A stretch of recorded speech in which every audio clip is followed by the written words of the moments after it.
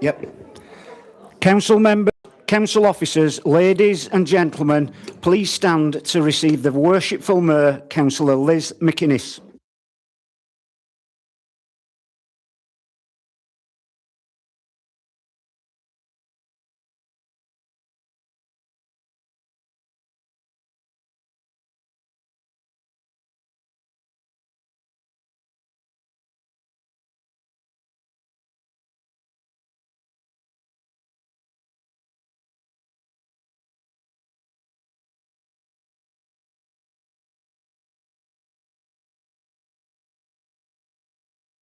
Good evening, members of the council, ladies and gentlemen. Please be seated.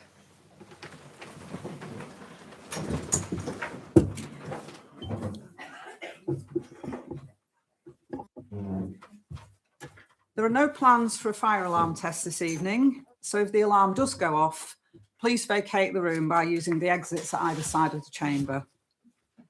Could I ask that all mobile phones are either switched off or placed on silent? In relation to filming the meeting or audio recording, I can confirm that no requests were received before 5 p.m. yesterday. And please note that the meeting is being live streamed and anyone who does not wish to be filmed can listen from the breakout area. Okay. Public question time. This is the only point in the meeting where members of the public are able to participate in the meeting and ask a question. We have one public question registered this evening. Mr. Farrell, would you like to come forward? If you could state your name, please. Yeah, Mark Farrell. And would you like to ask your question, please, Mr. Farrell? Yeah, I'd like a meeting with Chief Exec. I've asked repeatedly, a number of times, and been not ignored and not taken seriously. This has all been going on over a feud over somebody wanting to build a property, which I didn't start, somebody else did, and I got the blame for it, and I've had no help. I tried asking the councillors for some help. I'm still waiting for James Booth to get back to me. Is that his name, James Booth? Is it James, whatever he's called? One of your councillors? Bake up. James or Jimmy, whatever. Yeah, might have been. I'm still waiting for a phone call back. I'll get back to you. Never happened. Judith, spoke to you several times. Mr. Farrell, could you ask the question? Yeah, well, registered, please. Well, I want to know a meeting because you've got. You're asking for a meeting. Yes, I am. Yeah. Okay. Thank you, Mr. Farrell. Would you like to return to your seat? Well, can I have an answer, please? You will get an answer, Mr. Farrell. Can you return to your seat, please? But when am I going to get my answer? Now. Can I ask the leader to respond to Mr. Farrell, please? You can. Thanks very much, Madam Mayor, and thank you, Mr. Farrell, for your question. And I can understand fully how frustrating some of this might be. If you're going to interrupt me, I can't respond, can I? Mr. Farrell, you don't have a right to reply. And if you persist in disturbing the meeting, then I will have to ask you to leave. Now, please listen to the response from the leader. I start out from a very sympathetic point of view, so bear with me, Mr. Farrell. However, we're not going to give you a meeting with the Chief Exec, and this is why. In essence, this is where we're up to with your complaint and your concern. Our enforcement officers have looked at the situation. The person who is responsible for this activity has put forward a planning application. That planning application has been refused by this council. So we agree with you, Mr. Farrell, that it should not have been built. Now, it is the right of the applicant to appeal against the decision that's made locally, and that's what's happened. So currently, there is a live planning appeal with the planning inspectorate. Now, whilst there is a live planning appeal with the planning inspectorate, we can't do anything around enforcement. We have to wait to see what their determination is. Now, once we know what their determination is, it'll be one of two things. It will be either that they're happy that this planning application goes forward, in which case we can't do very much about it, or it will be B, that they agree with us and it should not go forward. Now, if that's the case, we can then ask our planning enforcement team to pick the ball up again and look to carry out further enforcement action around getting this situation addressed once and for all. So that is why we don't feel a meeting will be helpful to you, because the current position is not sitting with us, it's sitting with the planning inspectorate. Now I've said what we won't do, I will say what we can do. We will commit tonight to having a single named officer as a point of contact on this matter for you. So you don't have to explain the situation to anybody else, you just talk to the same person. They will keep in touch with you by telephone rather than letter, because that's your preferred means of communication. And following the planning inspector's decision, once that's received, this particular officer will contact you promptly, explain the outcome to you personally, and set out what the council can do following that judgment from the planning inspectorate. This is the moment at which the council's options genuinely open up again. So that's when we can start to get involved again if we need to. And I give you that assurance that this whole issue will be looked at properly once we're given permission again to pick up the ball. I know there's another issue on your mind, and it's that of public footpaths. That particular issue has been passed on to... you can show it me after the meeting, because we can't really look at pictures during the meeting, do forgive me. But just to finish the point, that the issue around the public footpath is the County Council's area of responsibility. The matter has been passed on to them. They have been in contact with you about their view on that matter. And I have to stress that sometimes we don't like the answer to the questions that we ask, but you know, not liking the answer is a bit different than not getting an answer. So that issue will lie with them. I trust that has answered your question, Mr. Farrell. Thank you, Councillor Barnes, for your response. Right, we'll now move on to members' questions, and we have 10 registered questions this evening. Councillor Neil, would you like to ask your question?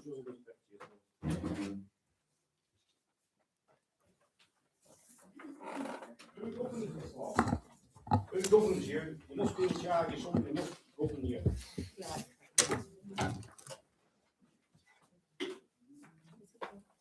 Thank you, Madam Mayor. Please may I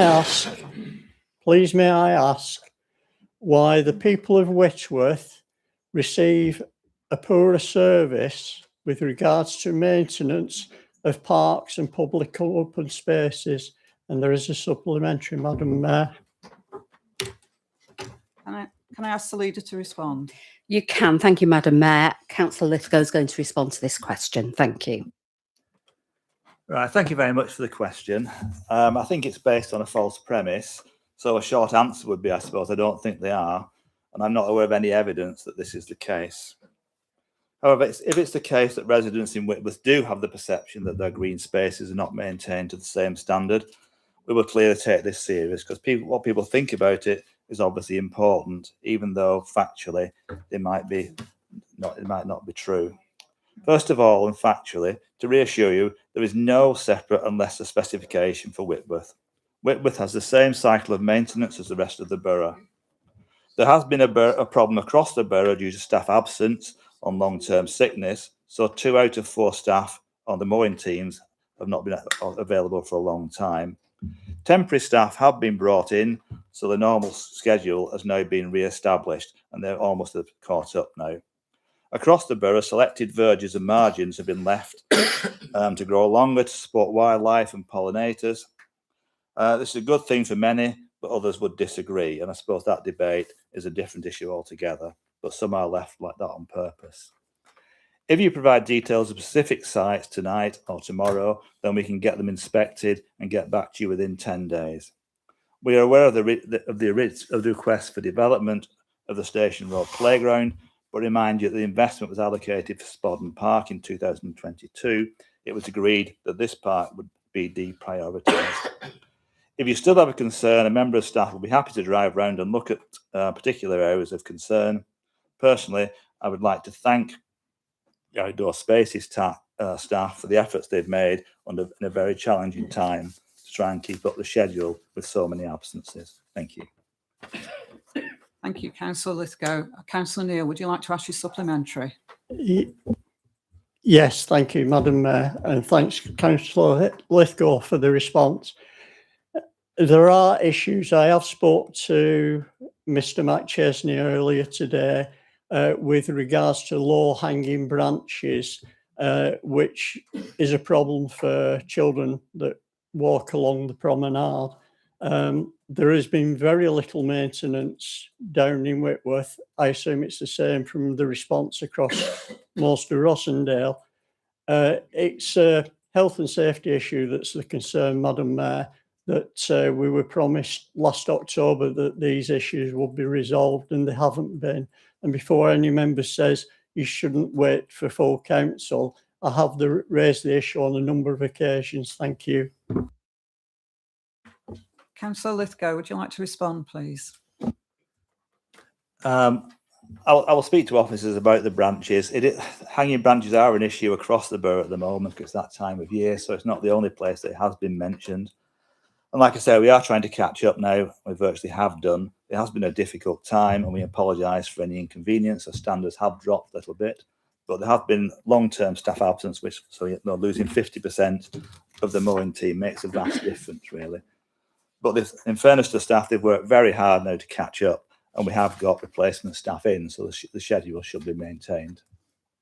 And we apologise. We will get any particular areas looked at, and Andy's offered to meet with you to discuss it in more detail if you'd like. Thank you. Councillor Driver. Thank you, Madam Mayor. Can the leader please outline the first steps once the hotly anticipated decision has been made on local government reorganisation? Thank you, Madam Mayor, and I do have a supplementary. Thank you. Would the leader like to respond, please? Thank you, Madam Mayor, and thank you, Councillor Driver, for written notification of your question. As members will be aware, councils in Lancashire have been working together and with government to deliver local government reorganisation. That will be the biggest change in local government arrangements for this area in over 50 years. It looks to replace the existing 15 council structure with a more simplified, probably 3 or 4 unitary councils for the entire Lancashire area. It's likely that the Secretary of State, Steve Reid, will announce a decision on this early next week and certainly before the parliamentary summer recess.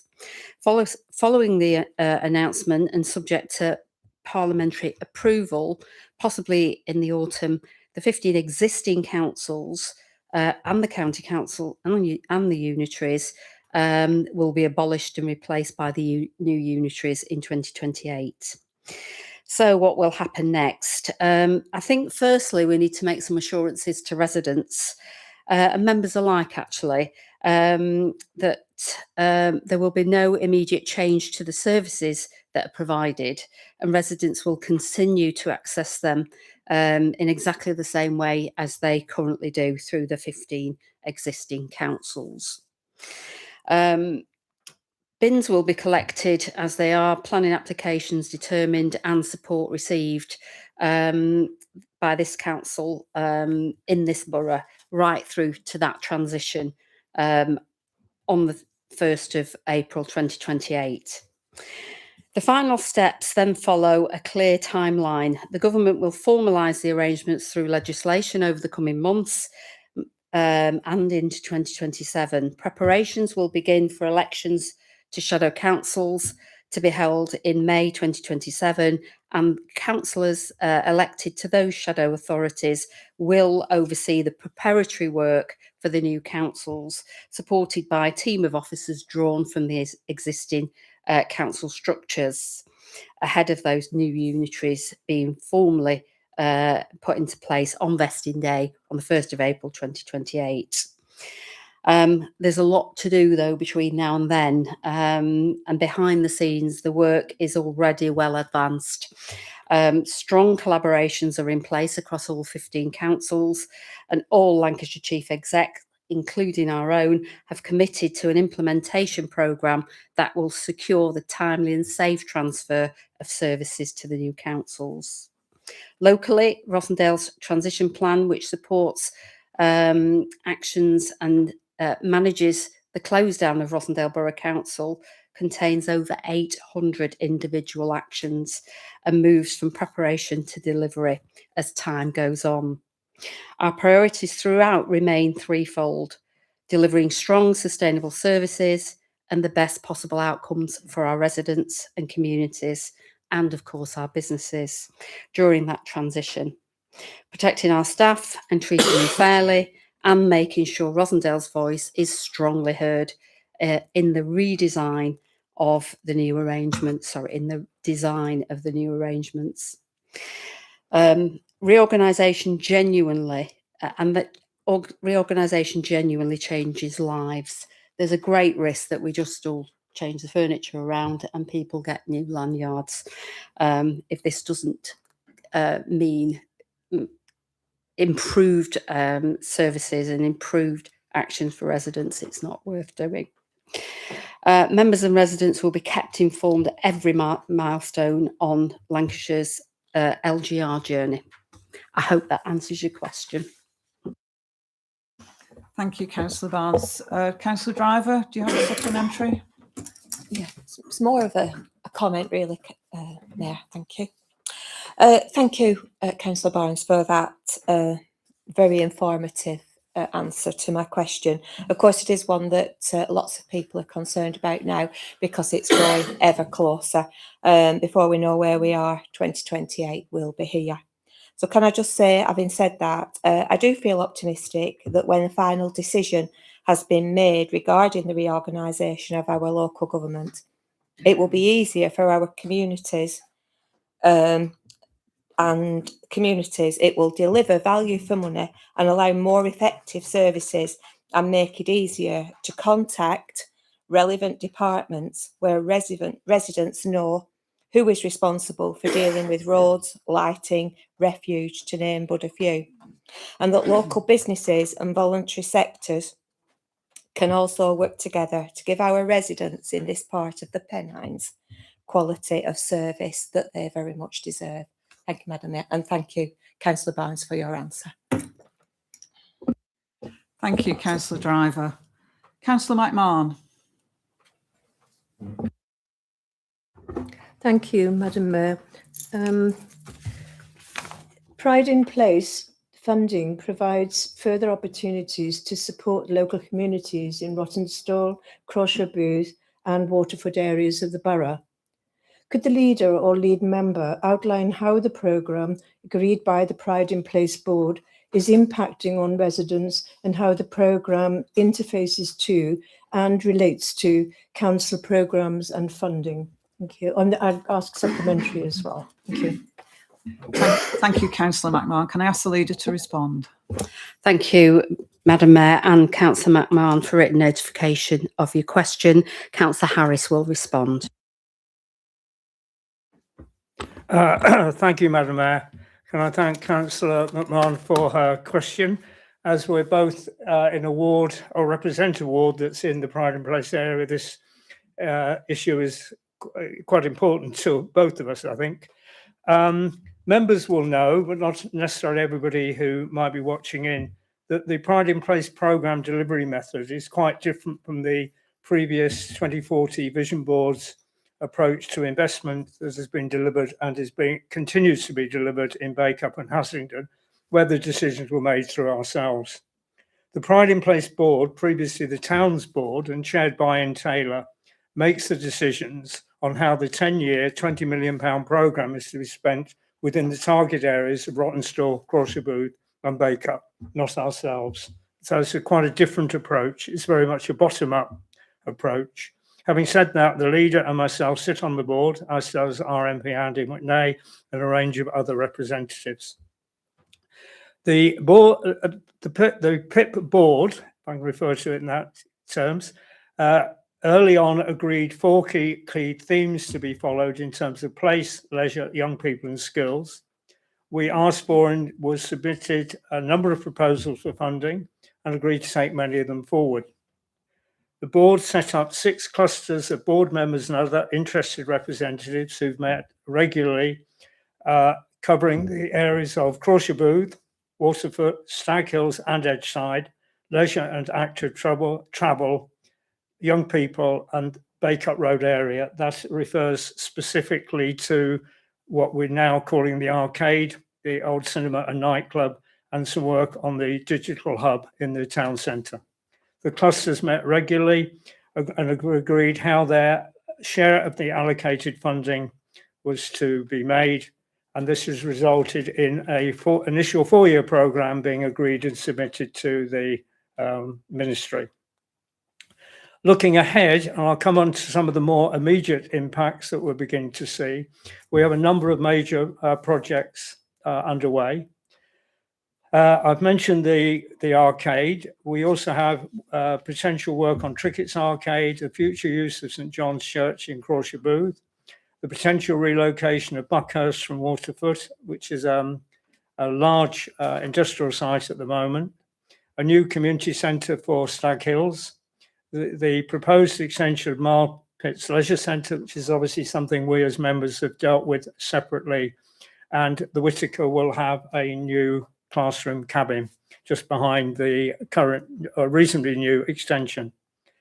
These proposals all fit within the council's master plan, and the council and the cabinet is considering alongside the board whether there is a case for additional council funding. And as I refer to the leisure centre at Marpits, where we've already agreed that there would be an issue as well for the Bacup Road arcade. The board has been seeking an additional match funding. We've had some successes on that already, including Football Foundation money and money from an environmental fund for the improvement of the Hayes path coming down from Stag Hills onto Burnley Road East. It's early days, but we're now beginning to see the whole programme click into gear. People may have seen at Marpits there's work that's ongoing to develop the netball courts or refurbish the netball courts while still allowing car parking for the rugby and football club. People will have seen from last week's press statements that the bridleway at the back of Marpits has now been improved. A number of other agencies have been engaged in that. We've got a tender out for improvements to play facilities for older children at Edgeside Park, and Councillor Diamond and myself were there last week as part of the programme. Whitewell Bottom Community Centre is getting a new kitchen. Rosendale Works, which we recently agreed to continue their core funding, is now working on Stag Hills and Edgeside, working out of St Anne's Church in the latter case. To date, they've reported to the board they've gained successful employment for 3 people. It's a start, but it's a positive start. As I've mentioned, the additional funding for footpath improvements around Stag Hills, and we have been meeting with LCC to see if we can secure some public footpath funding for the area. In terms of community funding, Waterfoot Wakes, which is this weekend, is getting Pride in Place funding for the next 4 years, and we have additional funding from the board for other activities in Stag Hills, Edgeside, Waterford areas. We've got tenders out to find agency deliver a capital programme. So this won't be delivered through our decision making, but through a supportive local agency. We will have a separate agency administering a second revenue small grants pool. And we have advertised as a board for an agency to deliver art animation in the area. I can now report that yesterday officers signed off the funding for the in Crawshire Booth for the Zone Moller bike track and the creative skills programme for young people. In summary, Madam Mayor, Pride in Place funding is already beginning to make a practical difference for residents, while aligning closely with the Council's wider plans and priorities, such as the Better Lives strategy and our broader regeneration programme. It gives local communities a stronger voice in shaping investment, whilst ensuring that projects are supported by proper governance, officer expertise, and links to wiser council funding and external match funding where appropriate. I would like to say my personal thanks in making this presentation to those many people who've joined the cluster meetings and various other meetings that we've had. We've had a special one on looking at developing arts facility in the borough, for example, have given their time and effort to support the core board. And I have to say, it's been quite an interesting process. I wasn't entirely sure that getting a whole load of independent local people in a room and giving them a budget and saying, make a difficult decision. I've been to around 30 cluster meetings, I think. We have not had a single vote. The most difficult decision was whether to give Whitewell Bottom 10,000 or 20,000 towards their kitchen. So thank you, Madam. I hope that answers Councillor McMahon's point. Thank you, Councillor Harris. Councillor McMahon, your supplementary. Yes, thank you, Madam Mayor, and thank you, Councillor Harris, for that comprehensive response. It's really helpful, and you've actually covered probably quite a bit of what I wanted to say, but I just wanted to point out that I was conscious that there are 3 specific areas mentioned, Crawshire Booth, and then Rottenstall and Waterford, which is obviously both in our ward, which is really good. But I was wondering if you could agree that Rossendale Borough generally is likely to benefit from the Pride in Place, for example, by developing areas in the borough likely to attract more visitors, more businesses, art and cultures events, the type of things that attract people to come in, and ultimately probably more funding opportunities as well when we demonstrate that we're working together. And this hopefully will have a knock-on effect across the borough. Okay, thank you. Thank you, Madam Mayor. Thank you. Would you like to respond briefly, please? Yeah, I will be. Councillor Harris? I thank Councillor McMahon for that. Yes, I think that's a key part of this. In terms of our current nationally funded arts facilities, both of them happen to be in the area, the Whitaker and the Boo. And you're right, they're bringing people into the borough. I think there are other areas in terms of arts that we need to develop. And as I've been speaking to David Smurthwaite and others about that, and particularly the new proposed dance work facility that will be going ahead in Stackstead. Thank you, Madam Mayor. Thank you. Councillor Gill. Thank you, Madam Mayor. Rossendale is so lucky to have a wide range of community events. For example, Remembrance Day parades, the Pride Festival, Bake Up and Stackstead Carnival, and many others. Could the leader or relevant portfolio holder please outline how the Council and Pride in Place Board are taking steps to support and develop our rich heritage? Thank you. Thank you, Councillor Gill. Can I ask the leader to respond? I'm going to pass the question on to Councillor Harris, but it does feel to me as though probably that question's been covered in the lengthy statement about Pride in Place. But I am happy to hand over to Councillor Harris, just in case he wants to pick up briefly on anything else. Thank you, Leader. Thank you, Madam Mayor. Yeah, I think one of the key points from Councillor Gill's question is what are we doing to support community events in the borough? As the Mayor knows, I spoke to her on Monday night about the work that she's giving, as all our mayors do, in terms of civic leadership in attending many events in the borough, and I know some of the ones that Councillor McInnes has attended. But we also support them in different ways, including the support of our community team, the economic development team in supporting groups, the green spaces team.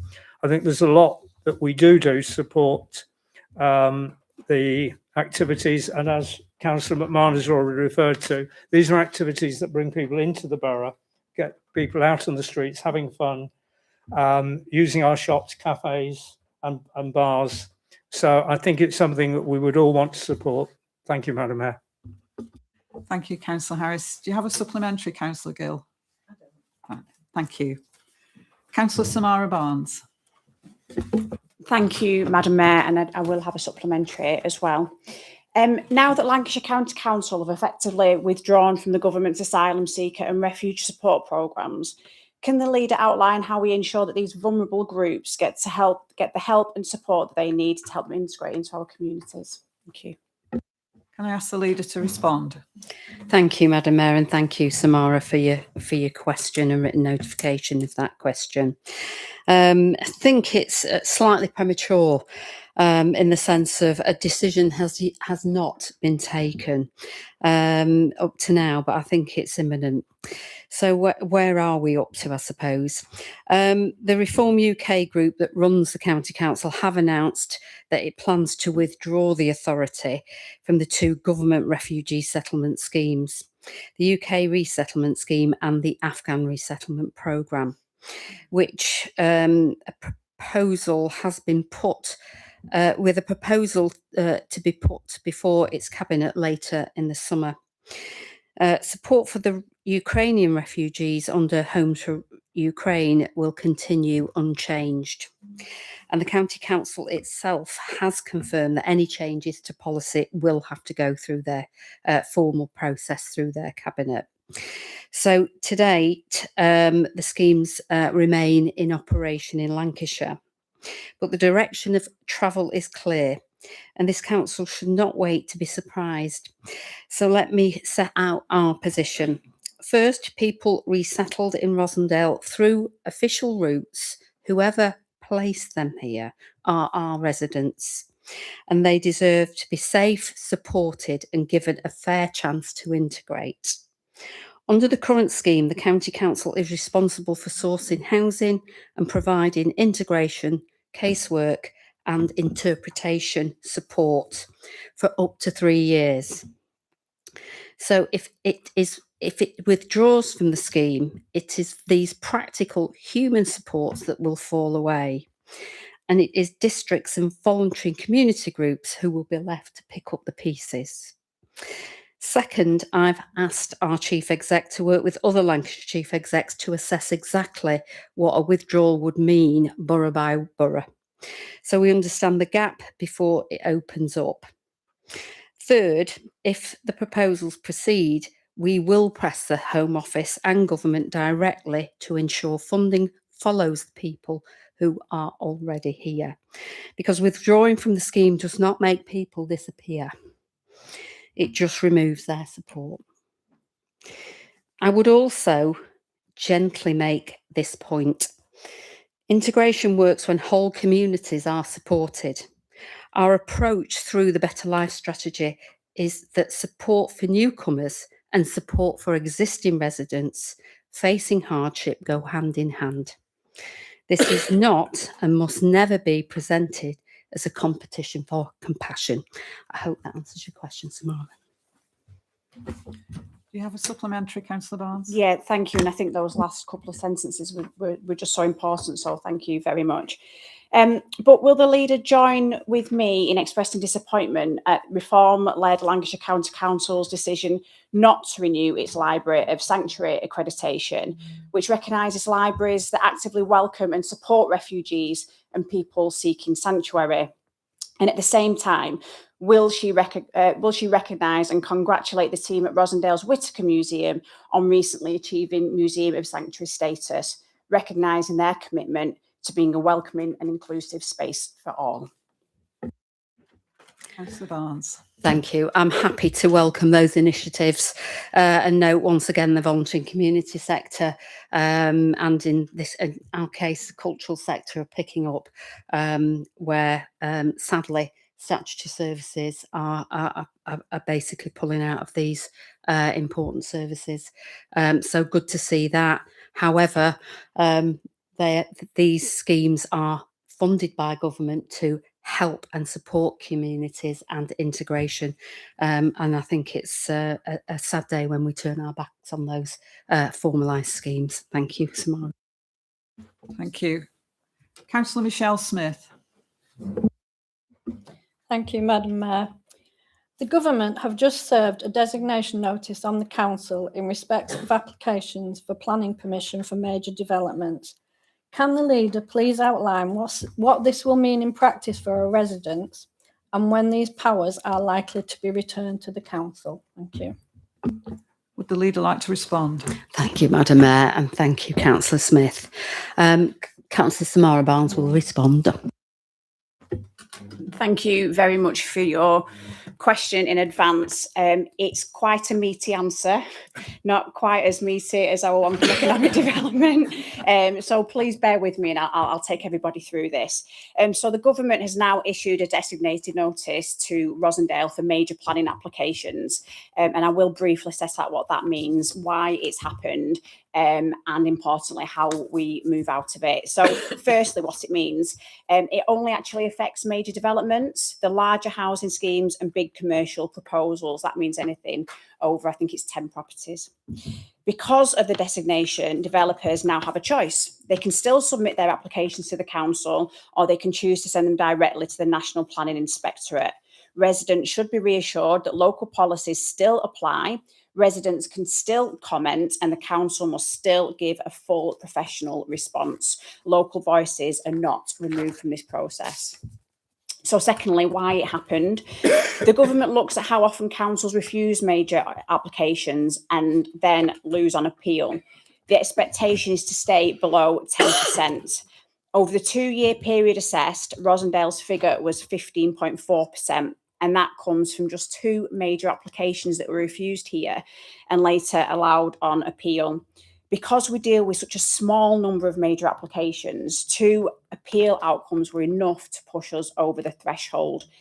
And these decisions were made more than a year ago. And I think it's important to note also that the decisions were made, especially in relation to Hardman Avenue, have led to developers having to make changes to plans, and that actually means that our residents can access better quality housing because of the decisions made.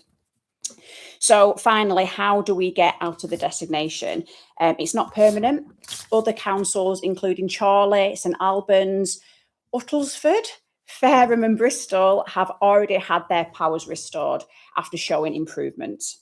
We have an improvement plan in place, focusing on stronger pre-application work, further training for committee members and clearer reasoning in our decisions. The aim is to demonstrate the improvements at the earliest review point. So the designation is unwelcome, but it's recoverable. Residents' rights remain protected and we are already taking steps needed to return these powers to the council. Thank you. Do you have a supplementary, Councillor Smith? No, I don't. I think that was a very comprehensive answer. Thank you. Thank you. Moving on, Councillor Harris. Thank you, Madam Mayor. Can the leader please update members on the number of EV charging points that are available in the borough and how this compares with neighbouring authorities? Can the leader please respond? Thank you, Madam Mayor, and thank you, Councillor Harris, for written notification of your question. Councillor Lithgow will respond. Right, thank you very much for the question. I'm very pleased to answer the question because it's a good news story for Rosendale. And I give great credit to the staff who've worked on this as they're so passionate about what they do. The latest figures per 100,000 population, Rosendale has 120 public EV chargers. In context, the UK average figure is 96, so we're way above that, and the North West is 78. The figures for some of our neighbours, Ribble Valley is 97, Hyndburn 44, Pendle 28.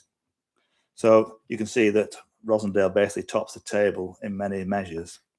On rapid charges, Rosendale has 27 and the Northwest average is 26. And clearly with rapid charges, there are greater problems in terms of supply, etc. So it's more of a challenge. So we're a third above the national average. This is not an accident. In November 2024, Rosendale completed the installation of 30 new charge points, providing 52 charging bays across our car parks. A £318,000 investment, which was in partnership with Connected Curb through the Department of Transport Charge Point Scheme with support of the Energy Saving Trust. These bays are across the borough. They're not just in one particular area, and this has been a large part of our success. There is more than this to do. Electric vehicle ownership here is 767 per 100,000, which is above the northwest average of 722, but below the national figure of 96%, sorry, 967. So the real challenges ahead, such as the provision of infrastructure on terrace streets, because the particular makeup of our housing does pose a challenge in terms of getting supply to those. So put simply, we're doing very well, but we recognise the challenge ahead. Thank you. Thank you, Councillor Lithgow. Do you have a supplementary, Councillor Harris? No, Madam Mayor. Thank you. Councillor Scott-Smith. Thank you, Madam Mayor. When can Whitworth residents next expect investment from this council in their play parks? Would the leader like to respond, please? Councillor Lithgow will respond. Thank you, Madam Mayor. Right, thank you very much for the question. But first of all, just to provide a little bit of context to this. There's a danger really in simply comparing one area with another. So to provide the context, I'd like to clarify some of the recent investments and how funding and how these have been funded. Because funding has changed now for parks. It's not a case of where the council has loads and loads of money they can just give out to parks. It's a very different world now. So as an example, over the last 2 years, Whittaker Park has seen an investment of £184,000 for a junior play area, £143,000 for the toddler area. This was built with an external grant from the FCC, Communities Foundation, plus UK Shared Prosperity Fund.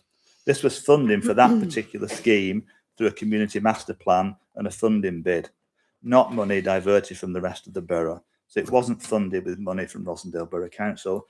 It was a result of community groups working with the council to put in a bid to get that money. This is the model the council uses in play everywhere now, using limited council funding to unlock much larger external grants, guided by community involvement and consultation. It has worked at the Whittaker, and it should work in Whitworth. Sorry. Whitworth has had the Whitworth Wild Play Area installed in 2022, and the refurbishment of Knowsley Crescent Play Area in 2024. We can commit to officers bringing forward an assessment of Whitworth's play areas and the external funding opportunities available. And in doing that, we'll work with Whitworth Town Council and also, I hope, local councillors as well.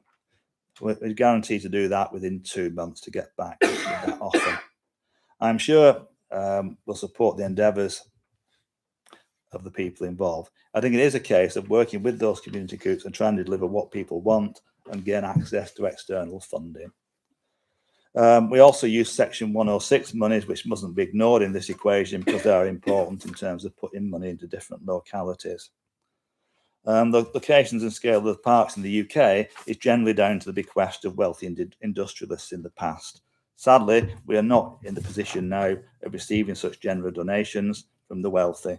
Donations these days are very rare and only occur in a very small number of circumstances. But we are doing our best to work with groups and bring in external funding. And I think the officers are doing a good job. And I think if you look at the parks we have now, I think our sort of main parks are of a very high standard and very popular. We have some destination parks which we should be proud of, I think. Thank you. Do you have a supplementary, Councillor Smith? I do, Madam Mayor. I'm grateful for that answer and for the commitment to working with Whitworth Town Council in short order to hopefully form a master plan for Whitworth Parks. I think the frustration has been that, yes, there's lots of external funding, but those bids have been supported by or submitted by this council, and Whitworth hasn't had the same attention. So the question that residents have been asking me is what it will take for Whitworth to be treated on equal terms. I'm satisfied that tonight he's answered that, but I'm going to hold him to it. Thank you. Thank you. Councillor Woods. Thank you, Madam Mayor. What is the leader's response to the recent decision by the Ministry of Housing, Communities and Local Government placing Rosendale Council into special measures for future decisions on large housing developments? I may have a supplementary. Thank you.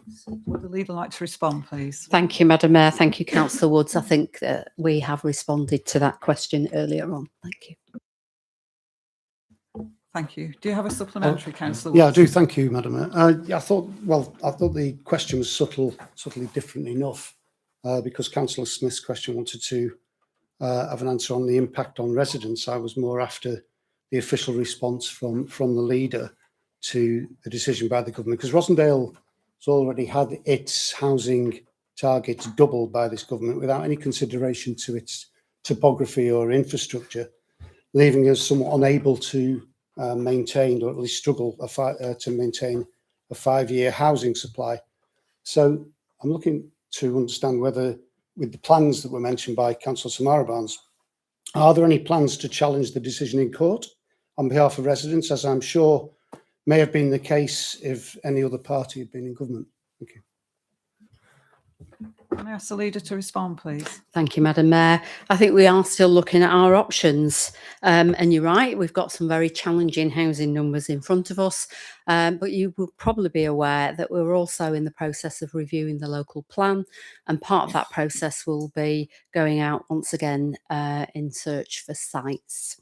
In addition to that, and has been mentioned this evening, is local government reorganisation, where we will be looking in the longer term at the needs of the new unitary footprint.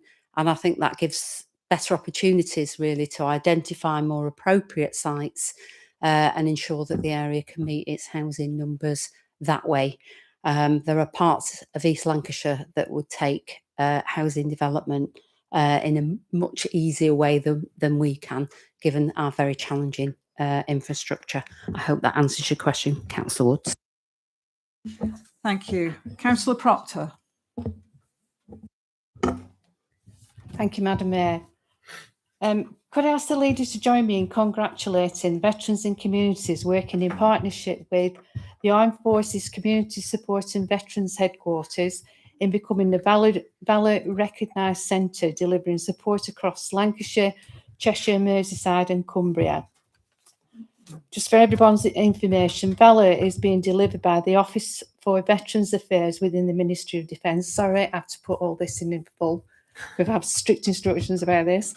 Backed by £50 million worth of funding, and is a new UK-wide system designated to make it easier for veterans and their families to access the right support when they need it.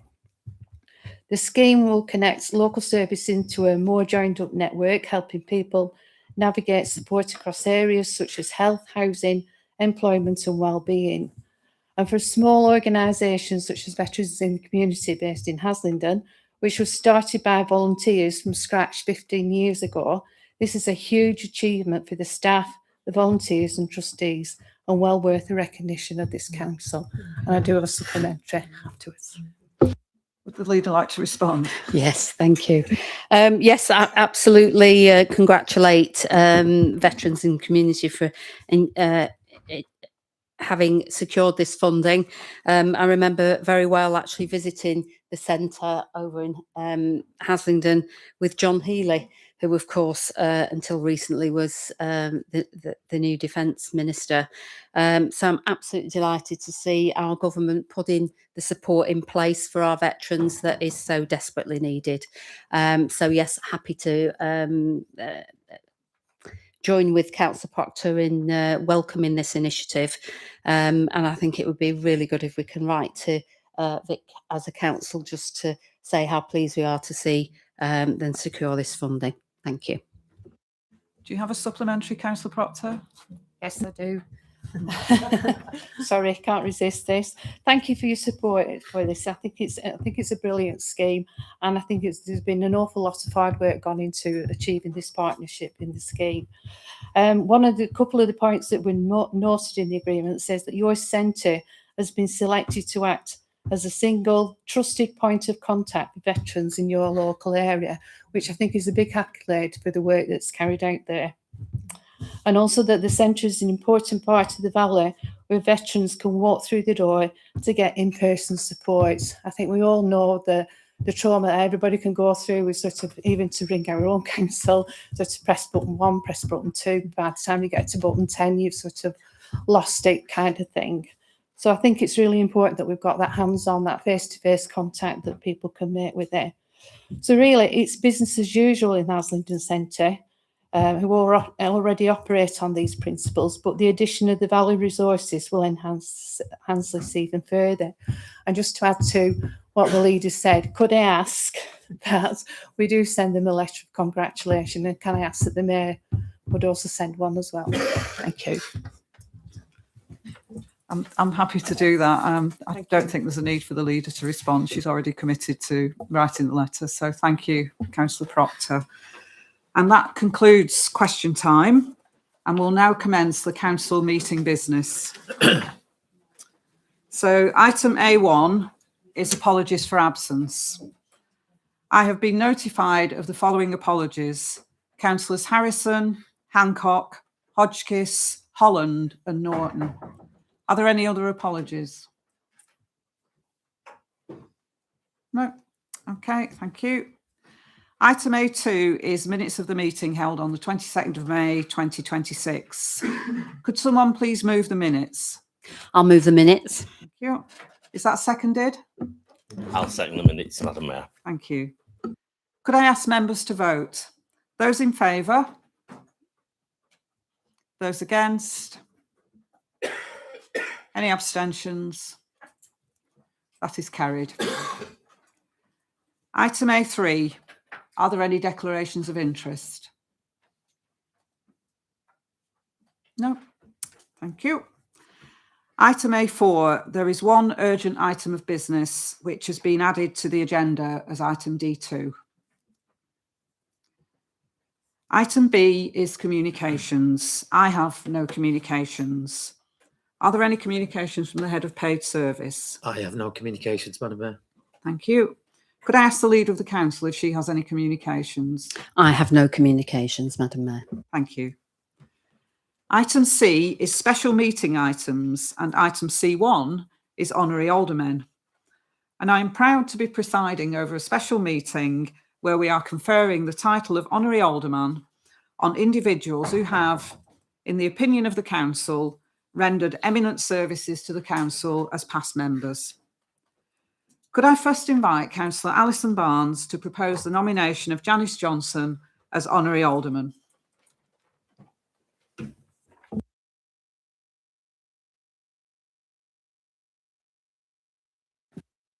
So Daisy, there we go.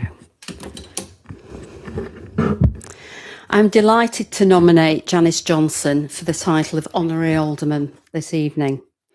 I have known Janice for more than 30 years. As a long-standing member of the Labour Party, as a hard-working and inspirational owner of a local nursery, the same local nursery my now 31-year-old daughter attended, and as a dedicated local councillor, and I'm proud to say as a friend. Janice was first elected in May 2016 and proudly served the residents of Edenfield until May 2024. Remembering it now, I think we had to twist Janice's arm to get her to stand in the first place. And I think, if I'm honest, I don't think we thought she'd win. Little did we know. She was standing in Edenfield, remember. During her time on the council, Janice made a significant contribution across a number of roles.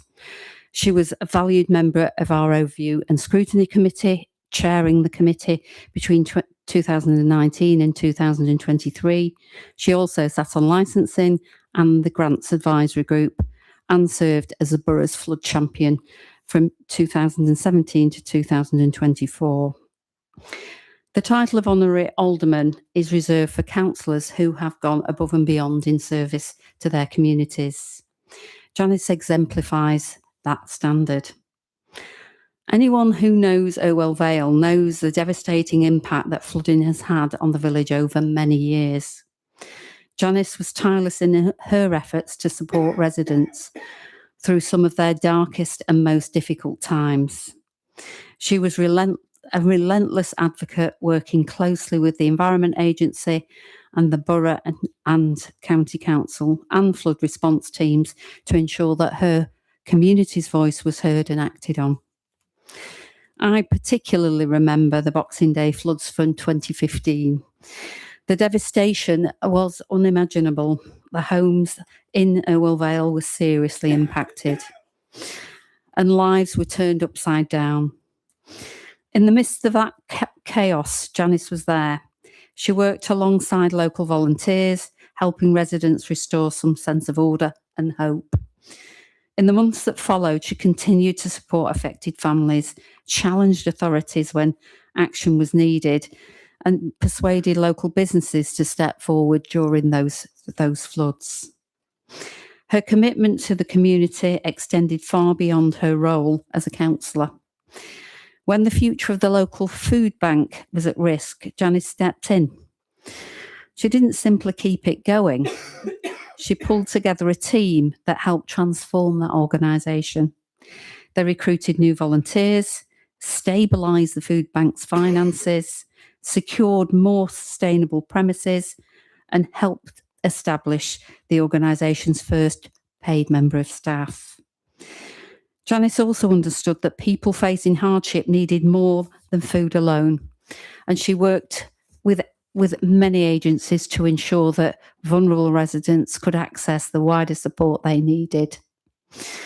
Janice was a cracking councillor, and that alone would make her deserving of this honour. But what truly sets her apart is her unwavering commitment to people she served. Time and again, she demonstrated that rare quality of being a genuine community champion, someone who rolls up the sleeve, gets things done, and stands alongside people when they need support most. For her exceptional service to the people of Rosendale, it gives me great pleasure to recommend that Janice Johnson is admitted as an honorary alderman of the borough this evening. Thank you. Thank you, Councillor Barnes. Can I invite Councillor Samara Barnes to second the nomination, please?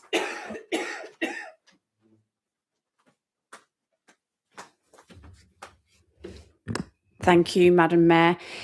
It's a real pleasure to speak in support of Janice being awarded the title of Honorary Alderman of Rosendale Borough Council this evening. Janice is someone who is not only well known across Rosendale, but also genuinely well loved. For many years, as Councillor Barnes has said, she has dedicated herself to serving our communities, whether that's through running a local nursery, tirelessly supporting and advocating for residents, volunteering with Raft, looking after the church cafe, or campaigning on the flood issues that have affected so many people in her area and indeed across the borough. Her commitment to public service has never been about titles or recognition. It's always been about people.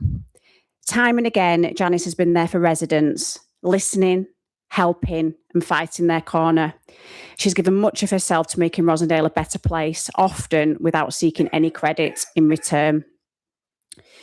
Janice firmly believes that both local and national politics should be representative of the people they serve. She's a strong woman who lifts others up at every opportunity, encouraging people to step forward, have their voices heard and make a difference. She even endorsed me in the parliamentary selections a few years ago. However, it seems I'm destined for the blue chairs and not the green benches. One of the things that has always struck me about Janice is her humility. It's not often in politics that you meet someone who talks about we rather than me, and I've just proved that. I once asked her if she was running Raft now. Her response was immediate. It's not about me, Samara. We're a team. That simple comment perfectly sums Janice up. She's a team player, someone who will do anything to help others and then quietly gets on with the job. She's never been one to shout about her achievements from the rooftops. So today we will do that for her. Janice's years of service, dedication to her community, and unwavering commitment to others makes her a truly deserving recipient of this honour. I'm proud to support this nomination, and I hope colleagues will join me in recognising the outstanding contributions that Janice has made to Rosendale and its residents. Thank you, Councillor Barnes. Can I ask members to vote on the nomination? All those in favour? Anyone against? Any abstentions? That's carried. Thank you. Can I invite Janice Johnson to come forward and sign the declaration?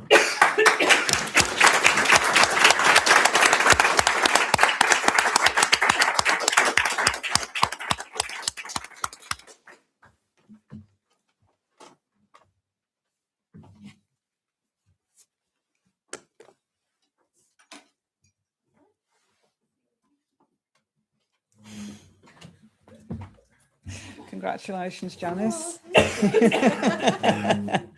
Would you like to say a few words?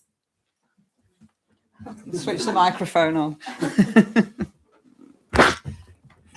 Madam Mayor, members of the council, officers and members of the public. Yeah, thank you. Originally from Manchester, but I brought my children here to Rosendale to set up my little nursery, and very, very quickly absolutely grew to love Rosendale. I love Rosendale. Cut me down the middle now, Rosendale.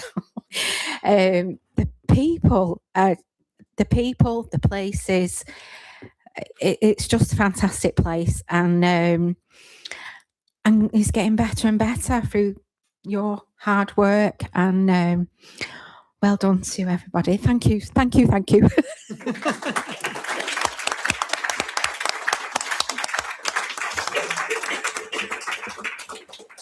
Thank you, Janice, and congratulations. Could I now invite Councillor Scott Smith to propose the nomination of Brian Essex as Honorary Alderman?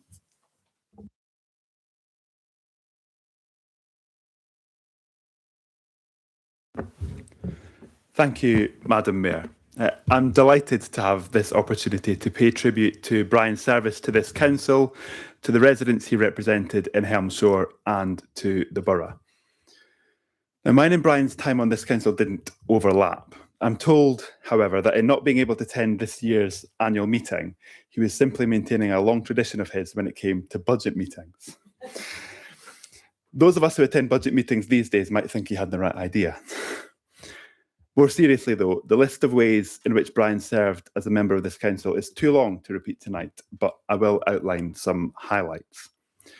4 years as a cabinet member, 4 more years as leader of the opposition, and a dizzying array of committee memberships means that there's very little about how this place works that Brian doesn't know. More than that, though, Brian has been and remains a source of advice and wisdom to those of us on the Conservative side of the chamber and the wider Conservative Party here in Rossendale. His dedication to understanding the issues, asking the right questions, understanding the detail has been an example to us all. And of course, his 16 years of service to the residents of Helmshore are well thought of still and are a credit to him. Brian and Jackie now make the most of the time he doesn't spend here to travel. But I know that his interest in what happens in Helmshore and in Rossendale is no less strong for that. It's hard to think of someone more deserving of the status of Honorary Alderman of the Borough, Madam Mayor, and therefore it's a privilege to propose that that title be conferred on Brian Essex. Thank you, Councillor Smith. Could I invite Councillor Alan Woods to second the nomination?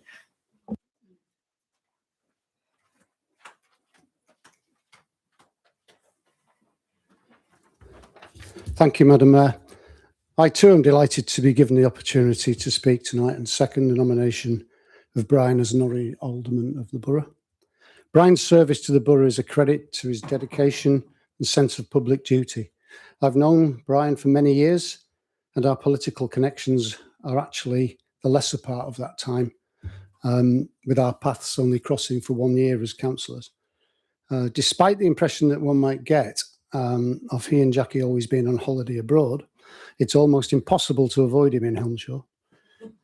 If you don't see him on his regular lengthy walk to the supermarket in the morning and back with a number of bags, then he's just as likely to be spotted at many other events in the village, in which he takes an active part.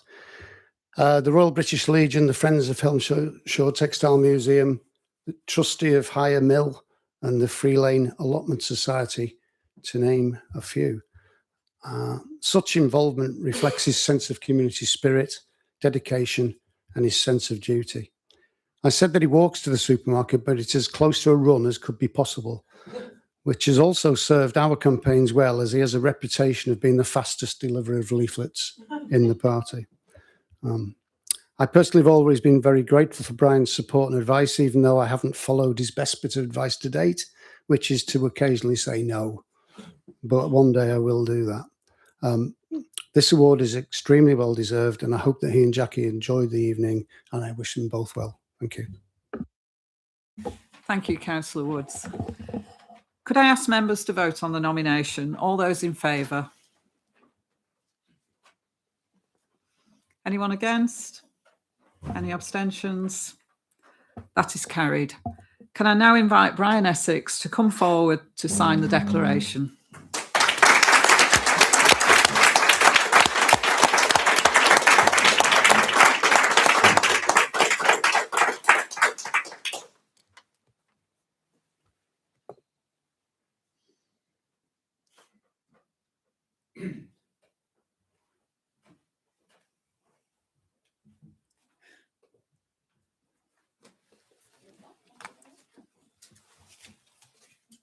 Congratulations, Brian. Would you like to say a few words? We're not going to be able to stop you, are we?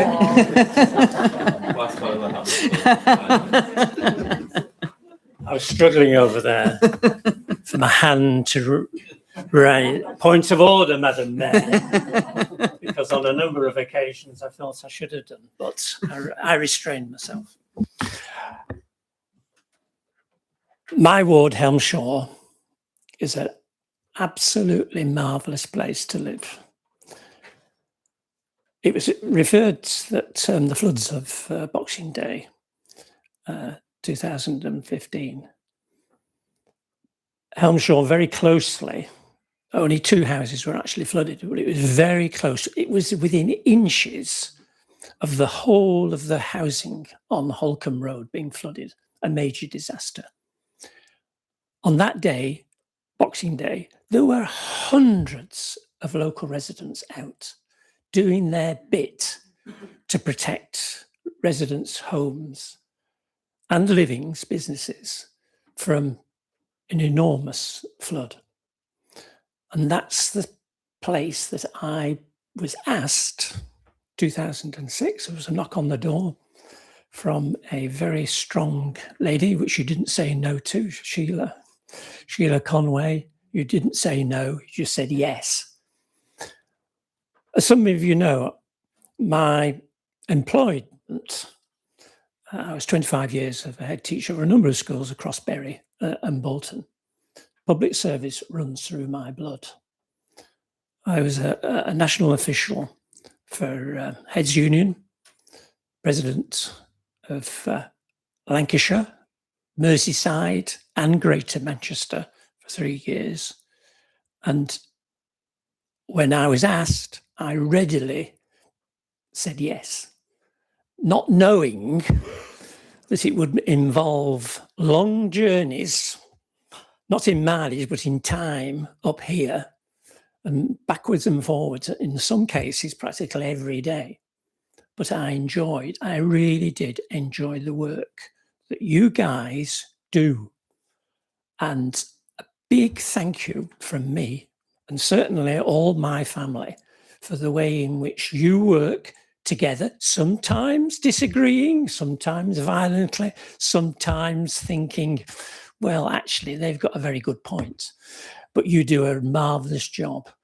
And you've only got 2 years left. So make the most of it, because it's whoever decides what the unitaries are going to look like, there won't be anywhere near as good as Rossendale. Thanks very much.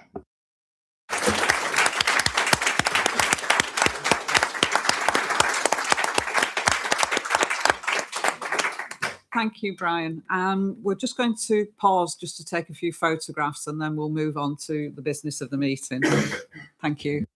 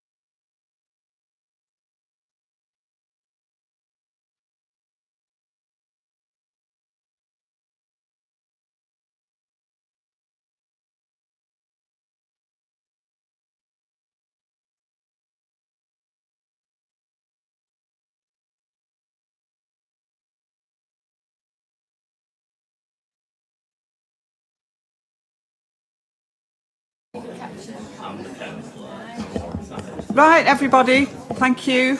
We'll resume the meeting. So moving on to item D, ordinary business. Item D1 is designation of a new conservation area and adoption of the Waterfoot Conservation Area Appraisal and Management Plan. Could I ask someone to move the recommendation? Thank you, Madam Mayor. I'll move the recommendation and present it if seconded. Yeah. I'll second that that report and reserve my right to speak, Madam Mayor. Thank you. Thank you. Samara? Sorry, Councillor Barnes. Thanks again, Madam Mayor. This paper is, as it says on the report, the snappily titled Proposing the Designation of a New Conservation Area and Adoption of the Waterfoot Conservation Area Appraisal and Management Plan. I think that this paper is really about common sense. Waterfoot has its own character and its own story, and people have told us that they want to see that protected. Just want to make it clear that we're not trying to stop any progress or prevent change. We're trying to make sure that as Waterfoot develops, it keeps the positive features that make it recognisably Waterfoot. This designation can help support regeneration, help attract funding opportunities, and give us a framework for improving the town centre in a way that respects its heritage. And if we don't take steps like this, we risk losing bits of the character over time. I think it strikes the right balance between protecting the past and supporting the future, and I'd encourage members to support it. Thank you. Thank you. Councillor Alison Barnes. Yeah,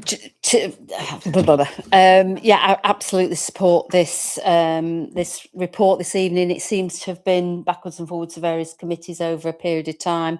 I think the work that's been done is really, really good, and I would recommend reading the report if people haven't done already.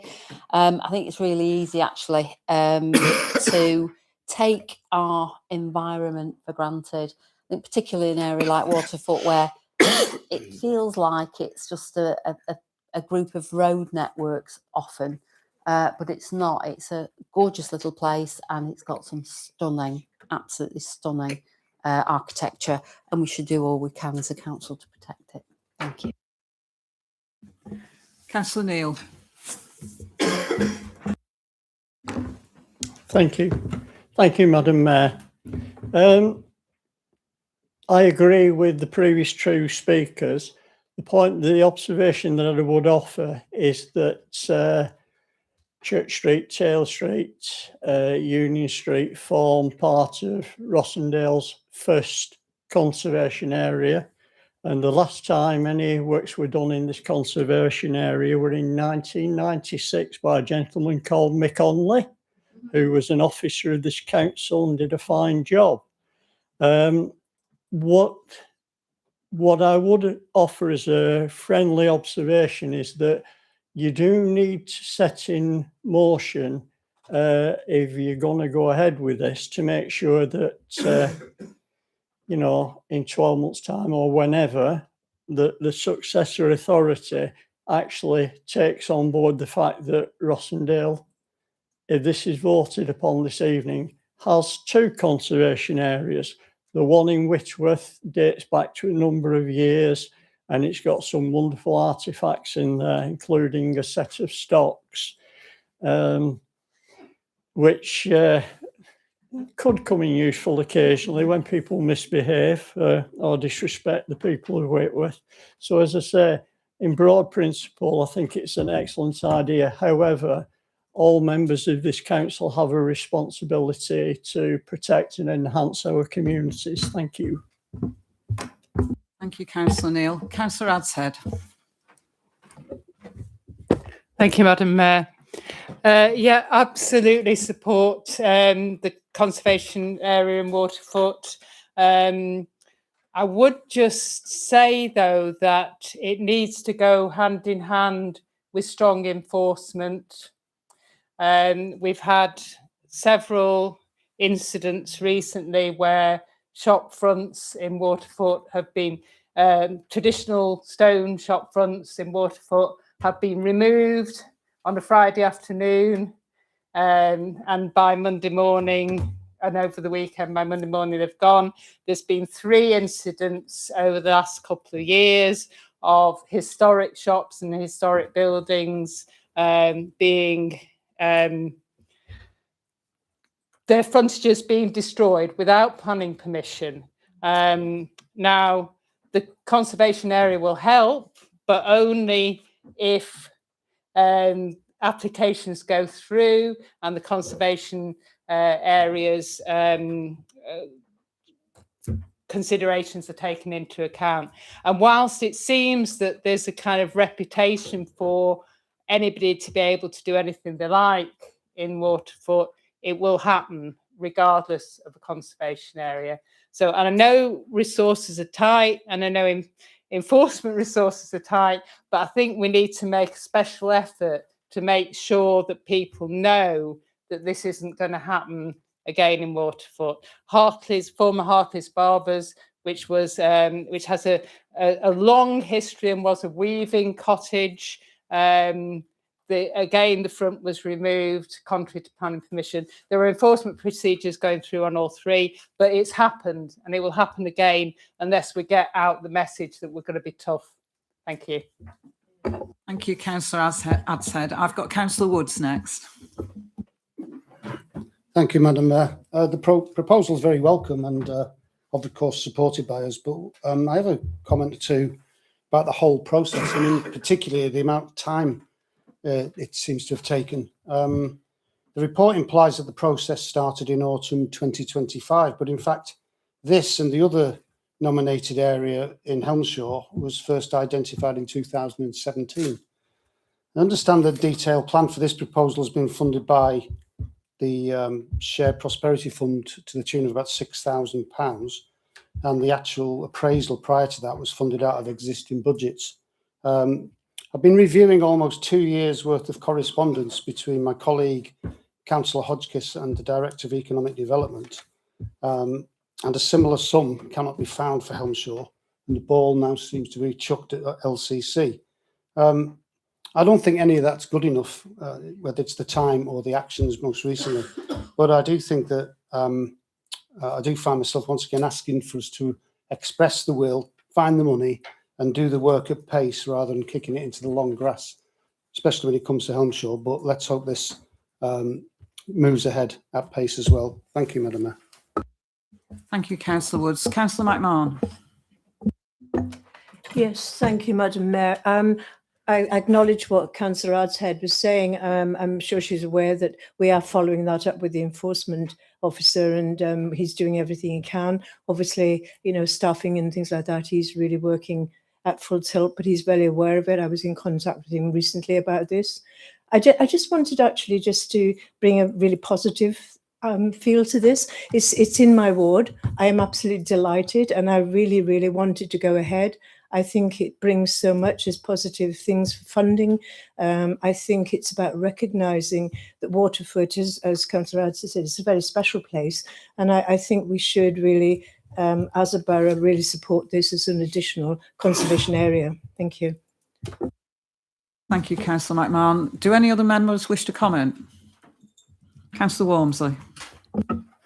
Thank you, Madam Mayor. It's just a brief comment really around our conservation areas. I think we've lost a number in the discussions earlier on this evening at Whitworth's conservation area, Rottenstall, our town centre, Haslingden and Bacup. So I think not to lose sight of the conservation areas that we have designated. And just to speak briefly on what that did for Bacup in connection with the various external funding streams that came through, not least the THI and the HS has funding. So through that designation, I firmly believe it's assisted us with the securing of external funding, which has been significant for the investment in Bacup, or not least in Bacup over the years. It would be fabulous to do much more, but financial challenges that this authority has faced, not least 14 years of austerity, has caused a number of difficulties in what the council will choose to try and do. Thank you, Madam Mayor. Thank you, Councillor Walmsley. Are there any more members wishing to speak? No. Can I ask the mover of the recommendation, Councillor Barnes, to respond, please? Yeah, thank you, Madam Mayor. I'll respond briefly. Councillor Neil, I'll absolutely commit to protecting this plan and the conservation areas you mentioned, should I still be involved in the new Unitary Council. And the others that that Andrew mentioned as well, in Bacup and in Haslingden too. Councillor Adshead, I don't disagree with anything that you said, particularly around the shop frontages. And in my role now, I'm really keen to work closely with officers regarding shop fronts. And then just to follow on Councillor Woods, I hear you, and I'm keen to speak to you and Councillor Hodgkiss more about this. And again, if I'm around for the unitary councils, I will absolutely champion Helmshaw going forward. Thank you. Thank you, Councillor Barnes. Can I now ask members to vote? All those in favour? Anyone against? Any abstentions? That's carried. Thank you. Item D2 is Director of Operations. Could I ask the Leader of the Council to introduce this item before it is moved and seconded? Thank you, Madam Mayor. Following I've said too much. Following an employment review, the post of Head of Environmental Services has been redesignated to Director of Operations, effective from the 1st of April 2026. The post holder job description, grade and terms and conditions have been varied in line with the outcome of the job evaluation. It's the role of the senior management team to review and ensure our leadership structure is fit for purpose, both for current service delivery and for the demands of local government reorganisation ahead of vesting day. The review, informed by the independent Corn Ferry job evaluation exercise, concluded that the scope, span of control and strategic responsibilities of the post of Head of Environmental Services had materially expanded and now sits more appropriately at director level within the structure. As this is a designation of an existing post and post holder, that of Andrew Taylor, rather than a new appointment, the Constitution requires notification to the panel only and no decision from the panel is required. I hope that's clear for members. Thank you. Thank you, Councillor Barnes. Could I ask someone to move that the post of Head of Environmental Services and current post holder, Andrew Taylor, is redesignated as the Director of Operations with effect of 1st of April 2026? I will move that, Madam Mayor. Thank you, Councillor Barnes. Is that seconded? I'll second that, Madam Mayor. Thank you. Thank you, Councillor Walmsley. Are there any comments? No. Could I now ask members to vote? All those in favour? Anyone against? Any abstentions? That is carried. Item E is recommendations from the Cabinet and other committees. And D1 is the overview and scrutiny. That should be E1, shouldn't it? E1 is the overview and scrutiny annual report and work programme. Could I ask someone to move the recommendation? I'll move the recommendation and reserve the right to speak. Thank you, Councillor Lithgow. Is that seconded? Second that. Thank you, Councillor Barnes. Councillor Lithgow. Thank you very briefly. The report highlights the excellent work done by ONS during the years 2025-26. I'd like to thank members and officers for the good work they've done, which has delivered some very positive outcomes, I think, over the years. The report also indicates areas of scrutiny for 2026-27. After a meeting between officers of the committee and management team, it was decided to focus on a particular area that is judged to be in the red, particularly like the red system, but to identify areas of concern and really direct attention to that going forward, which seems to me a very sensible approach, and that's taking an item and pursuing it in great detail. So the first topic will be recycling, which will allow the committee to fully understand the challenges that are faced in increasing recycling rates in an area such as Rosendale, and potentially, or hopefully, come up with some new ideas, because there are significant challenges and we need perhaps more insight on that might be helpful. So it'd be great if that works out, and we'll look forward to that. The idea of focusing on one area of difficulty seems a good idea rather than having a very broad approach, just going through things in less detail. So I welcome that. I think that will make a big difference. I think detail is important in this. The report's been considered by ONS and recommended for council approval. As I said, the body of the report outlines the work committed by the committee over the last year. One particular important piece of work was that done on temporary accommodation, which elicited some practical evidence-based recommendations. These recommendations provided a framework for sustainable long-term improvements, which have informed the council priorities within the Valley Plan 2025-29. So a good piece of work there. Finally, the report outlines the 2026-27 work programme. So in summary, the report outlines the good work done by the committee and indicates what it's going to do in the following 12 months. So I hope that everybody will be happy with that. I do think that the focus is appropriate, and I think the changes to approach are also welcome. Thank you. Thank you, Councillor Lithgow. Do any members wish to comment? No? Okay, we'll move to the vote. Could I ask members to vote? Those in favour? Those against? Any abstentions? That is carried. Thank you. Item F is notices of motion, and F1 is a motion from Councillor Alison Barnes and Councillor Andrew Walmsley. Could I ask Councillor Barnes to move the motion? Thank you, Madam Mayor. I'm pleased to move this motion in support of the City Valley Rail Link and to call for its proper recognition within Lancashire's emerging local transport plan. Members will know that Rosendale is the only borough in Lancashire without a passenger rail station. Yet the combined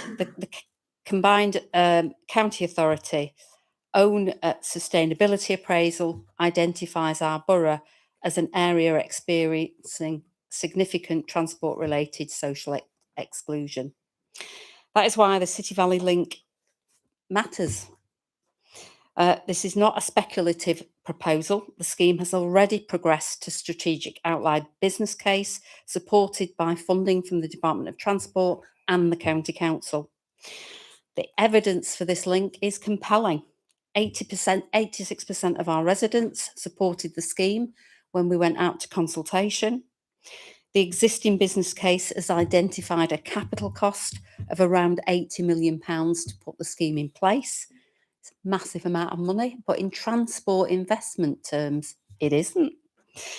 Phase 1 would connect Rottenstall and Bury with onward connections to Greater Manchester. Journey times to Manchester would be reduced to around 56 minutes initially, falling to approximately 44 minutes under Phase 2. In other words, this is a rail scheme with strong public backing, an established evidence base, and the potential to transform connectivity for thousands of Rosendale residents. The strategic case is now even stronger than when the business case was originally completed back in 2022. Since then, we've seen the creation of the Combined Authority in Lancashire, who have been given £640 million in a transport settlement for Lancashire. We've also seen the development of the Greater Manchester B network, creating unprecedented opportunities for integrated public transport across boundary. So the question is simple. If a rail restoration scheme has public support, a completed business case, recognised social inclusion benefits, and directly addresses the fact that Rosendale remains the only borough in Lancashire without a rail link, why would it not be named as a priority within Lancashire's plan? This motion seeks clarity, transparency and commitment. We are asking Lancashire to confirm whether the City Valley rail link has been assessed, whether it's included within the rail restoration scheme referenced in the sustainability appraisal, and if not, why not?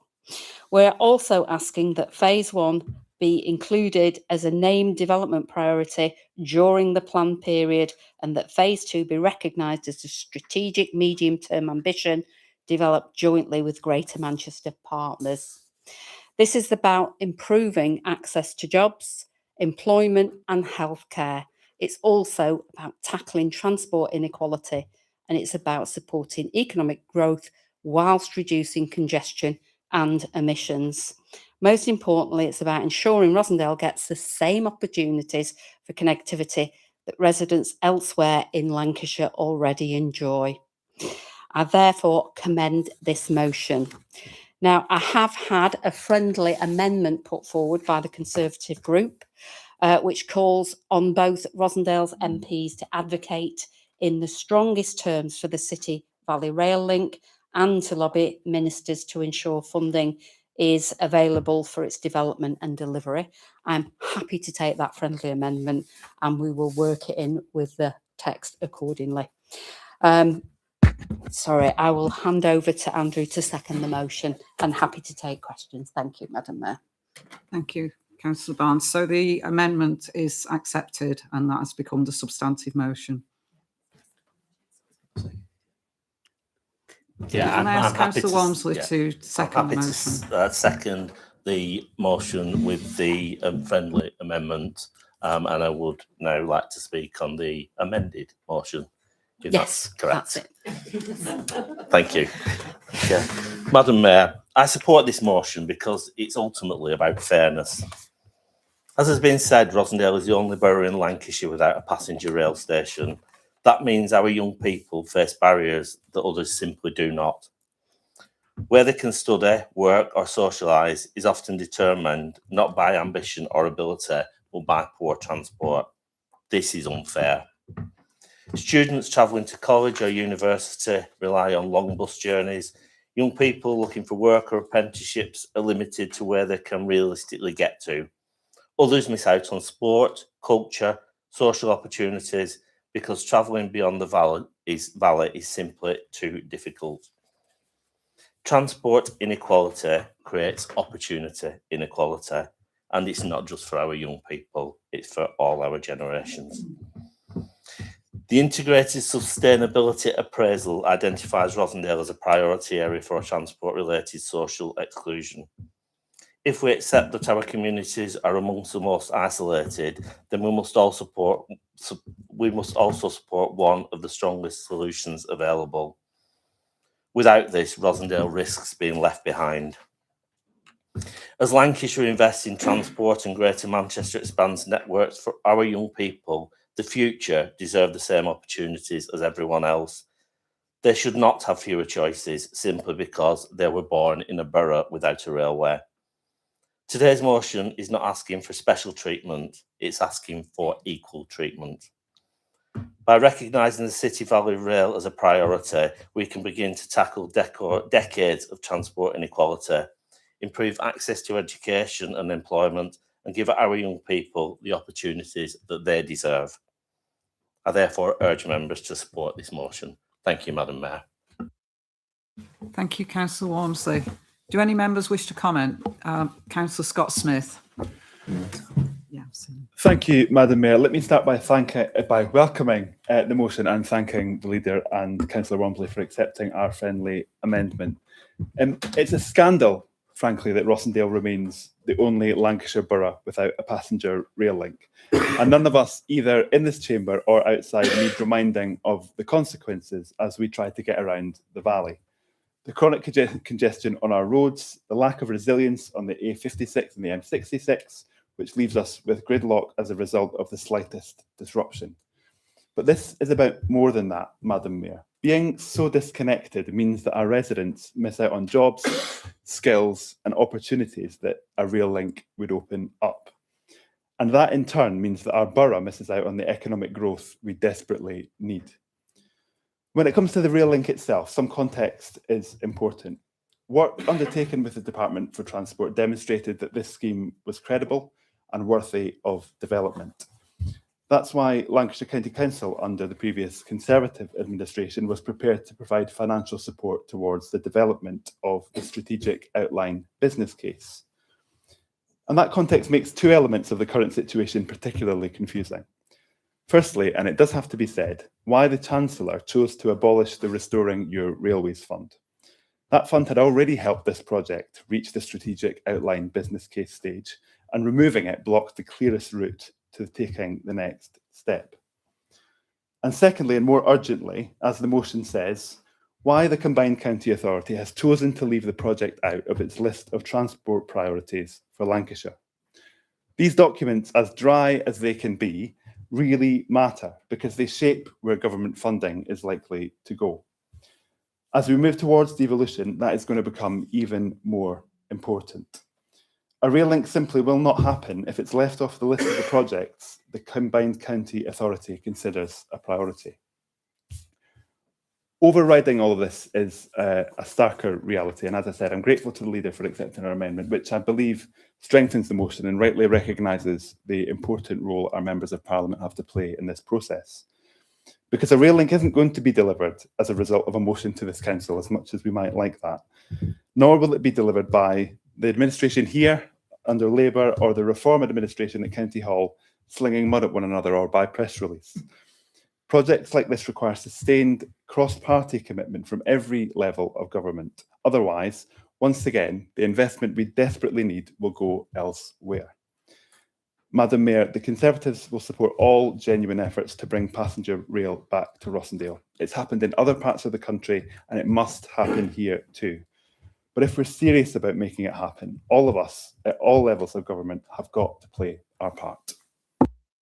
Thank you, Councillor Smith. Councillor Neil. Yes, thank you, Madam Mayor. We had this discussion some time ago, and I did say at that time we were missing a trick because the network metro tram link goes into Rochdale.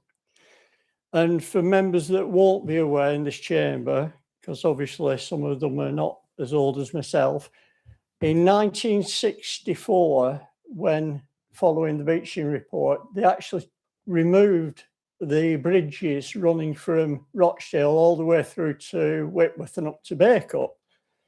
85% of that track is actually buried under the soil. It's still in situ. And what I would say, I don't disagree with what's being proposed, but the infrastructure and the cost of Metrolink are far less than what you need for rail, because obviously you're supporting trains which are very, very heavy, whereas trams are not. So I'm just wondering if that's another option if this fails, that conversations are held with our friends in Greater Manchester. And I know that the former mayor of Greater Manchester was very keen to see Metrolink come into parts of Rossendale. It's just an observation. Thank you. Thank you, Councillor Neil. I've got Councillor Driver next. Thank you, Madam Mayor.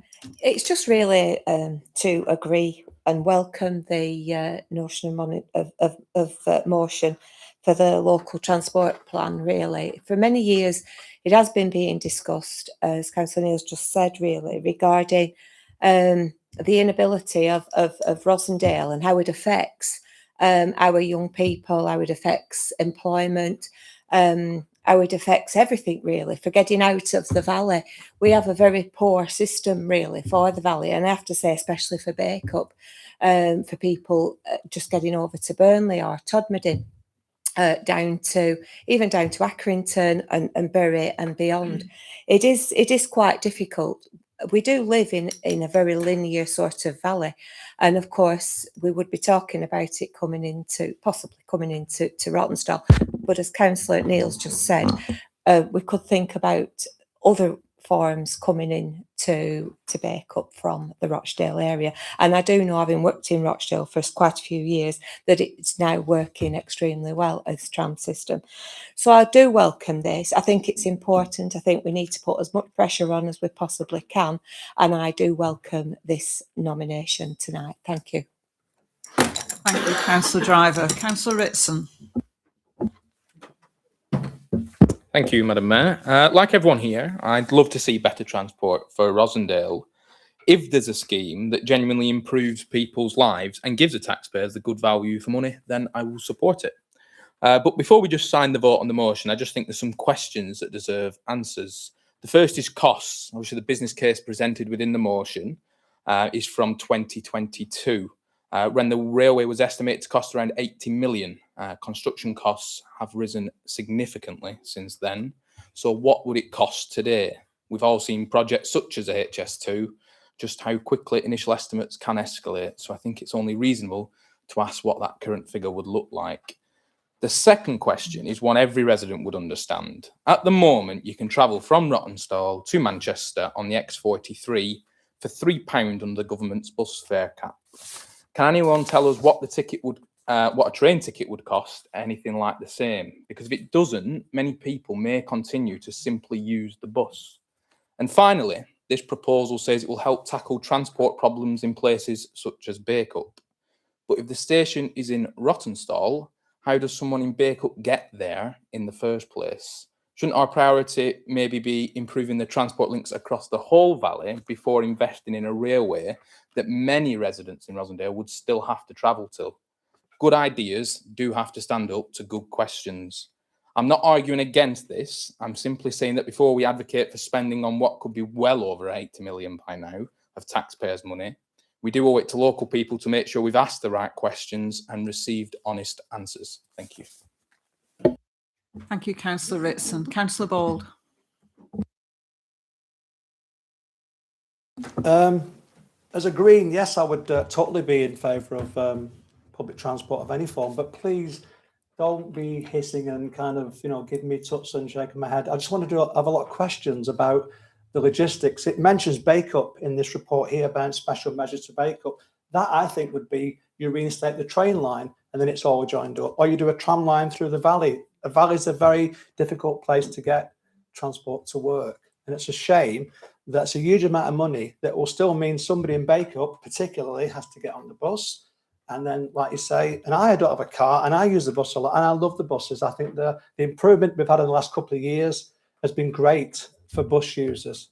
And I wonder whether in the short term, we increase the bus use, we increase the availability to residents across the valley that have a better transport link there first. So it's a choice that people can have, because I agree that for £3 to get to Manchester, quite cheap.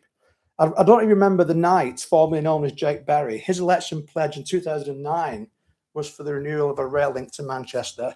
Now, he lost his job in 2024, even though he was knighted for his contribution to the Northern Power Rail. So he didn't get it done in 14 years. And I feel sorry for Andy McNay if he's got this burn and bounce, that all of a sudden Manchesterism's going to get to Bake-Up. I'd be so chuffed if it does. I really would. And I'd be amazed if it does. That's my question, really. The other final point I want to make is that for all the people that want to use the train from Rottenstall to get to Bury, then to get to Manchester, cost is a massive issue for me. But those people will still have to get there somehow. Now, that's a car. Where are they going to park the car? So if there's provision for a huge car park in Rottenstall to sit alongside a train station, because some train stations in some of the valleys really struggle to get, I know Mythen Road and Hebden Bridge, where I used to live, is a big problem for car users to get to a train.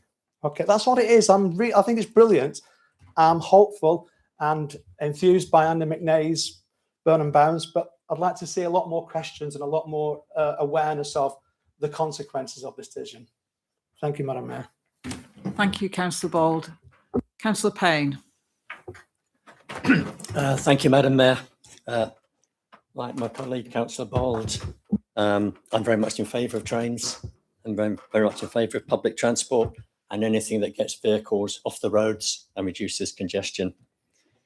But as Councillor Ritson has already said, there is already a good way to get from Rottenstall to Manchester. It's the X43. It costs £3. If you're a pensioner, it's free. And it takes about 45 minutes. What you're proposing is that someone should, instead of that, they take a train to Bury, then they take the Metrolink into Manchester. It will be more expensive. The Metrolink alone is £4.60 from Bury to Manchester. So that's more than the bus fare already. You have to change, so it's less convenient, and it will take longer. I haven't seen the business case for this new railway, but I've never seen a business case in my life that says a new product can be both worse and more expensive than an existing one. Thank you. Thank you, Councillor Payne. Are there any other comments? No? Okay. Councillor Barnes, would you like to respond? Thank you. Some interesting comments, actually. Suppose it's about an integrated system, isn't it? And we talk about there being transport isolation over in Bake-Up, but it all does link together. I think many youngsters over this side of the valley are just not able to link into some fantastic apprenticeship and job opportunities. It's Andrew's point, really, because of the way the transport system is set up here. We've got 2 great bus services, but that's not enough. We've got a situation in Bake-Up where you can't get out of Bake-Up at night. You can't. There isn't a bus to Burnley or a bus to Todmorden after 6 o'clock at night. There is now. Well, there wasn't. And I think it's about all of it, actually, is my point, rather than individual services. We need improvements to our bus services, and we need improvements to that rail access, if you like. It's not just really about going into Manchester either. People might want to get into Bury in a different way. They might want to go from Bury to other parts of Greater Manchester. I just think it's an added option. And when you consider the amount of congestion that we have on the M66 of a morning, that is what is making the X43 a difficult option. You can get to Manchester quickly during the day, but at peak times, it is a dreadful journey and adds considerable amount of time. And we'll certainly make sure that members here get copies of that strategic outline business case, so you can see some of the evidence that was put in there for yourselves. In terms of the cost, Councillor Ritson, I think you missed the point a little bit. This isn't about us accounting for every bean that's going to be spent on this line. Our council can't afford to fund this. It's really ensuring that our ambition is in those strategic plans that only the Transport Authority have. And because if they're not in there, then they will not get national funding. If they are in there, then they will get national funding. And in terms of restoring your railways, the reason that was scrapped was it was a great initiative with no funding attached to it. But we know that many of the schemes that were in that particular initiative have gotten support through this mechanism in different areas. So that's what we're seeking, really, just a bit of equality, frankly, with other areas. But also, I mean, this report acknowledges that we've got transport isolation in parts of our borough, but you know what they're suggesting we do about it? Added cycleways, you know, and we need the rail link, we need improvements to our bus services. And yeah, we'll have some additional cycleways as well, but that cannot be the only solution, particularly when their work is identifying our area as being in such great need. So I would urge members tonight to get behind this motion, and let's push them and push them and push them till they include this scheme in their plans, because if they don't, it will never become a reality. Thank you, members. Thank you, Councillor Barnes. Can I now ask members to vote on the substantive motion? All those in favour?